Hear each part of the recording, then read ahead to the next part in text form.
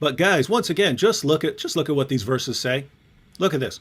Muslims, how are you not embarrassed that a guy many of you regard as your chief apologist would give this as his response when he's given an opportunity to present his best case for Muhammad? He goes, Deuteronomy 18, according to which Muhammad's a false prophet, and Deuteronomy 29:12, Isaiah 29:12, according to which Muhammad is a stubborn rebel against God. And where are you getting profit out of this, right? So guys, let me just give you the Muslim argument here, right? So look at verse 12. And when they give the book to one who cannot read, saying, read this, he says, I cannot read. Oh, did you catch that? They're going to give the book to one who cannot read, saying, read this. He says, I cannot read. Oh my goodness. The angel Gabriel showed up to give Muhammad the book and told Muhammad to read. And Muhammad said, I can't read. You see that? This is a prophecy, a fulfilled prophecy, because Isaiah 29:12 was saying that there's going to be a prophet, and this prophet is going to say, I can't read, when he's given a book. He's going to say, I can't read. So this is miraculous proof that Muhammad's a true prophet. Guys, my goodness, Muslims. This is perfect illustration of the 99-1 rule. For real, Zakir Naik's audience, it's more like the 100 rule. He knows that 0 of his followers will ever look up what he's saying. If they did, they should be ashamed. They should be saying, how can we listen to this absolute horrible deceiver to believe what this guy says? Every passage he tells us to go to tells us that Muhammad's a false prophet or that he should be put to death. And this is your main guy. Guys, we don't want to read the entire passage. Again, I have a video going through this, but let's just go up. You can get a general idea of what's going on. So you have at the beginning here, 29:1, Ariel, the city where David encamped, add year to year, let the feast run their round, yet I will distress Ariel, and there shall be moaning and lamentation, and she shall be to me like an Ariel, which means sort of like a place where you burn things and you got the ashes and so on. And I will encamp against you all around, and will besiege you with towers, and I will raise siege works against you, and you will be brought low. From the earth you shall speak, and from the dust your speech will be bowed down. Your voice shall come up from the ground like the voice of a ghost, and from the dust your speech shall whisper. God is talking about judging Jerusalem. He's talking about the judgment to come, right? So you have the northern tribes, and then you have Judea. God's talking about the judgment that's coming, right? So he gives this revelation through Isaiah, saying that they're going to be judged, right? And you get down to verse 11. And the vision of all this what? All this judgment that I'm talking about is coming upon you, to you, the Jews. And this vision of all this has become to you like the words of a book. There you have it, book. What book? What book is delivered to a person? And this vision of all this has become to you like the words of a book that is sealed.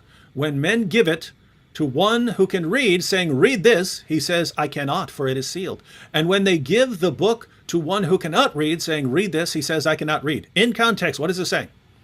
Talking about the stubbornness of the people when their prophets come to them, warning them about judgment, and they make excuses for why they're rejecting the revelation. They're making excuses for stubbornly rejecting the revelation. Now pay attention to verses 11 and 12 again. And the vision of all this, what? He just talked about it. The vision of what's about to happen to them. The vision of all this has become to you like the words of a book that is sealed. The book is sealed. So it's like a book and you're delivering it to someone. When men give it to one who can read, saying, read this, he says, I cannot, for it is sealed. In other words, he makes an excuse. Hey, this book is sealed up. I can't read it. So he makes an excuse for why he rejects it, why he rejects the book. And when they give the book to one who cannot read, verse 12, saying, read this, he says, I cannot read. Who is this talking about? Is this talking about a prophet? No, the prophet is the one giving the revelation, and the people are the one making excuses for why they reject the revelation given by the prophet. So if this is Muhammad, as Zakir Naik claims, Zakir Naik says this is Muhammad right here. He's the one talked about. Well, notice in verse 12, this is not talking about a prophet refusing to read. This is not talking about a prophet making excuses. This is talking about a man who rejects the words of the prophets that are revealed to him, who stubbornly makes excuses for rejecting the prophecies that are revealed to him. So if Zakir Naik wants to say, this is talking about Muhammad, great. Muhammad's not a prophet. He's someone who's in rebellion against the prophets. The prophets have revealed revelations, and Muhammad stubbornly makes excuses because of his illiteracy. He counts this as an excuse for rejecting the true revelations of God. This is Zakir Naik telling you that Muhammad was a stubborn rebel against God, making excuses for why he rejected God's true revelations. I say amen. Amen to this. All right, Sam, what do you think? Just let me add the icing on the cake, because we've already done this. We belabored the point, but Yep. for the sake of people, remember this, Christians. Even if you don't remember the context is not a prophecy of prophets to come. Keep this in mind. Would a prophet in the Old Testament prophesy the coming of someone who'd contradict their theology? So keep that in mind. If Muhammad is this prophet that Isaiah supposedly announced would come, and it's not, as David showed you, he cannot contradict the theology of Isaiah. So if you're quoting Isaiah, then you're going to have to be stuck with Isaiah. Muhammad says his God is not a father to his people, spiritually or metaphorically. But in Isaiah 63:16, folks, remember this. The God of Isaiah is a spiritual father to his people, and he spiritually begets them, and he preserves them and sustains them as a father does to his children. Here, Isaiah 63:16. For you are our father, though Abraham does not know us, and Israel does not acknowledge us. You, O Lord, are our father. Our Redeemer from of old is your name. Isaiah 64, verse 8. Isaiah 64, verse 8. But now, O Lord, you are our son. We are the clay, and you are our potter. We are all the work of your hands. So number one, Isaiah's God is a spiritual father to his people. He spiritually begets them, not physically, not sexually, and he provides for them, sustains them, and protects them as a father does for his children. So that's number one. Number two, Isaiah 9, verses 6 to 7. In the Quran, chapter 112, verse 3, remember this, chapter 112, verse 3, Lam yalid wa lam yulad. Allah neither begets nor is begotten.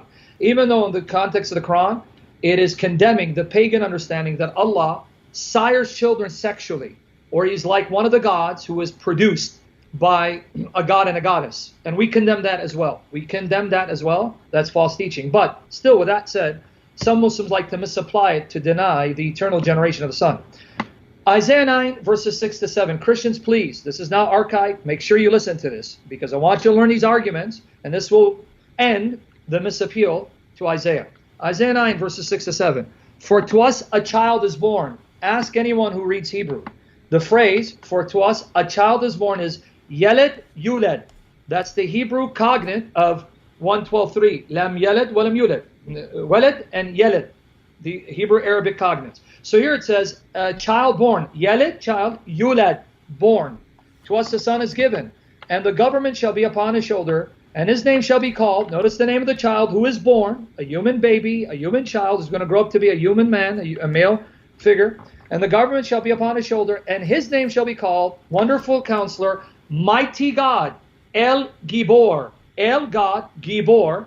The Arabic equivalent would be Allah El-Jabbar, or Ilah El-Jabbar, names of Allah, and that cannot be given to a creature. So a child is born who's El Gibor, Mighty God, Everlasting Father, Prince of Peace. And who's the child? Of the increase of his government and of his peace, there'll be no end. And on the throne of David and over his kingdom, to establish it and uphold it with justice and with righteousness from this time forth and forevermore. The zeal of the Lord of hosts will do this. So a child is born to sit on David's throne forever. That's why even Jewish tradition, rabbinic tradition, though some try to say it's Hezekiah, can't be Hezekiah. Rabbinic tradition says this is Messiah, Mashiach. Child born to sit on David's throne forever, whose name is El Gibor, the mighty God. Isaiah chapter 10, verse 21, folks. One of the names of Jehovah, the Lord, is Mighty God. His name is Mighty God. So now, Muslims, how can Muhammad be a prophet announced by Isaiah when Isaiah says the mighty God of Israel will be born as a child, the mighty God himself, and that God is a father to his people, all of which Muhammad contradicts. Muhammad is condemned by Isaiah, not prophesied by Isaiah. So much for Isaiah.